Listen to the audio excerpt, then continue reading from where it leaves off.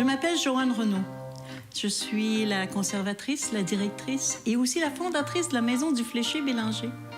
Nous sommes à Sainte-Marceline de Kildare, dans la belle grande région de la Naudière. C'est un endroit unique au monde où il y a une exposition permanente de ceintures fléchées. Il y a 3 ateliers qui se donnent à l'année longue.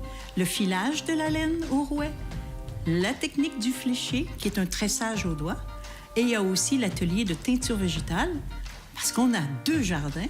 Un jardin de plantes tinctoriales et on a aussi un jardin textile. Il n'y a qu'ici, en Amérique du Nord, qu'elle a connu un développement extraordinaire. D'abord chez les Amérindiens, qui n'avaient pas les fibres comme nous avons, nous, avec de la laine déjà toute préparée en Angleterre. Ils les faisaient avec de la laine de bison, de la laine de chèvre.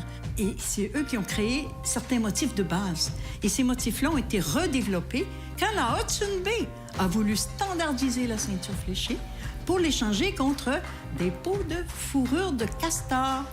Elle servait dans plusieurs fonctions, en apparat, pour les juges, les avocats, les ministres. Elle servait pour les écoliers, elle servait pour les bûcherons. Et aussi, ceux qui l'ont encore plus popularisé, ce sont les voyageurs qui l'amenaient en remontant en canot d'écorce jusqu'au Manitoba. Et on a entendu parler que la ceinture fléchée, c'était aussi le symbole des Métis.